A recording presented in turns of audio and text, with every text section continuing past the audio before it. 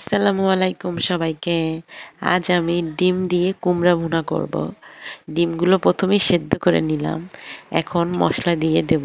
পেঁয়াজ ও রসুন বাটা দিয়ে দিলাম, হলুদ দিয়ে দিলাম 1 চামচ, সাথে মরিচের গুঁড়া দিয়ে দিলাম, লবণ দিলাম, এখন তেল দিয়ে দিলাম। সব কিছু এখন ভালোভাবে মিশিয়ে নেব, মশলাটা জানি মিশে যায়। এখন কুমড়াগুলো আমরা ধুয়ে নেব, যেহেতু কুমড়া আগে ধুইনি, তাই এই দেখুন কুমড়াগুলো সুন্দরভাবে ধুয়ে নিলাম। এখন মশলাটা আরেকটু নেড়ে চেড়ে দিলাম। এখন মশলার ভিতর একটু টমেটো দিয়ে দিলাম, যাতে স্বাদ হবে, টমেটো দিলে খুব মজা লাগে।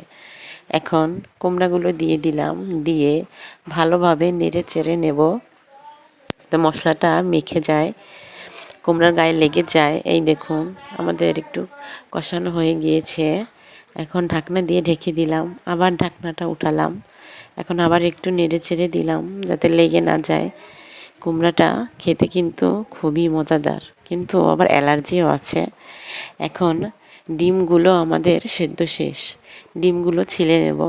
এই দেখুন ডিমগুলোর খোসা উঠিয়ে নিচ্ছি। ডিমের খোসা ছিলাতে কিন্তু খুবই ভালো লাগে, তাই না বলুন? কুমড়া কষানো শেষ, এখন আমরা ঝোলের পানি দিয়ে নেব।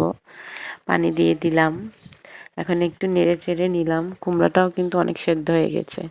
এখন আরেকটা চুলার তাওয়ায় ডিমগুলো ভালোভাবে ভেজে নেব। তেল দিয়ে তার ভিতর একটু লবণ আর হলুদের গুঁড়া দিয়ে দিলাম, যাতে সাদা ডিমগুলো জানি কালার হয়ে যায়। এই দেখুন কি সুন্দর একটা কালার চলে এসেছে, তাই না? এখন টমেটোগুলো দিয়ে দিলাম কুমড়ার উপর। ডিমগুলো ভাজা আমাদের শেষ। এখন একটু নেড়ে চেড়ে ডিমগুলো দিয়ে দেব।